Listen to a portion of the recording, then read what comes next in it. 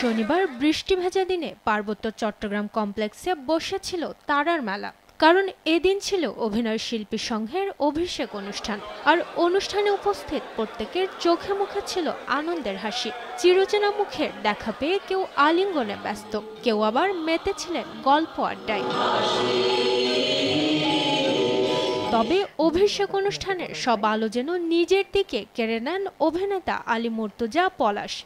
এক ঝাঁক শিল্পীর উপস্থিতিতে তার হাতে ক্রেস্ট তুলে দেওয়া হয়। কারণ দেশের এই ক্লান্তি লগ্নেও অভিনয় শিল্পী সংঘের আয়োজন সফল করতে সার্বিক সহযোগিতা করেছেন এই অভিনেতা। আজকে ভালো লাগলো, এত সুন্দর একটি পরিবার পেয়েছি।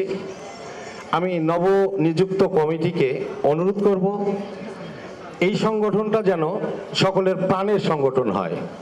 শত মায়ের শত ছেলে মেয়ে বাংলাদেশের বিভিন্ন জায়গা থেকে ছুটে আসে এই ঢাকা শহরে অভিনয় করার জন্য। হয়তো অনেকেই ভালো থাকে, অনেকেই মন্দ থাকে। যেন প্রত্যেকটা অভিনয় শিল্পী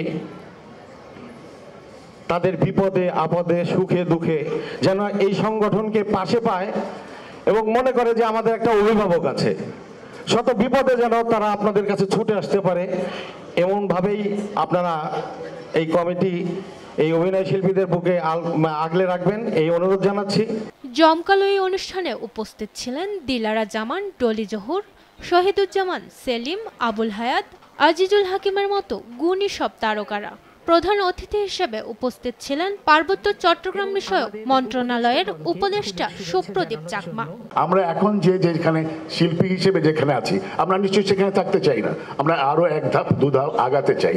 আমরা সত্যিকার অর্থে আন্তর্জাতিক মানের অভিনয়ের স্ট্যান্ডার্ড আমরা ছুঁতে চাই। যে দায়িত্বটুকু আমাদের অগ্রজরা আমাদের হাতে দিয়ে গেছেন, 3 বছরে আমরা সর্বোচ্চ চেষ্টা করব। আমাদের অতীত অনেক স্মৃতি তখন চোখের উপর ভাসে।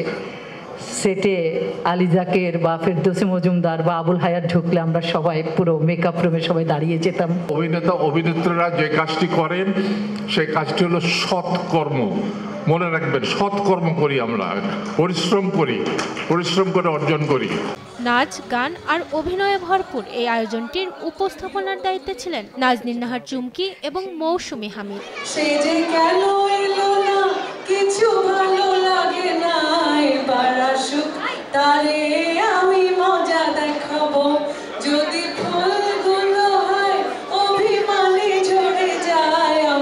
মাগদুরা মিতি, দেশ টিভি।